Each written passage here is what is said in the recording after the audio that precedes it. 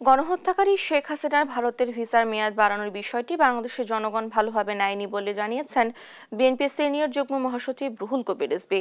বলেন, এর মধ্য দিয়ে ভারত স্বাধীনতা ও গণতন্ত্রকে অবমূল্যায়ন করছে। বুধবার সকালে রাজধানী গ্যান্ডারিয়ায় জুলাই অভ্যুত্থানে নিহত 4 জনের পরিবারের সঙ্গে সাক্ষাৎ শেষে এসব কথা বলেন তিনি। রিজভীর অভিযোগ, আন্তর্জাতিক প্রেসক্রিপশনে নিত্যপণ্যের দাম বাড়িয়ে জনগণকে হতাশ করেছে সরকার। মুদ্রণ ব্যবসার সঙ্গে শেখ হাসিনার ঘনিষ্ঠজনরা জড়িত এমন অভিযোগ করে রিজভী বলেন, নতুন বছরে বই বিতরণ নিয়ে শিক্ষা উপদেষ্টার মন্তব্য দায় এড়ানোর চেষ্টা। গণহত্যার বিচার ও শেখ হাসিনার দোসরদের নামে থাকা সব স্থাপনার নাম পরিবর্তন করে শহীদদের নামে করার আহ্বান জানান রিজভী।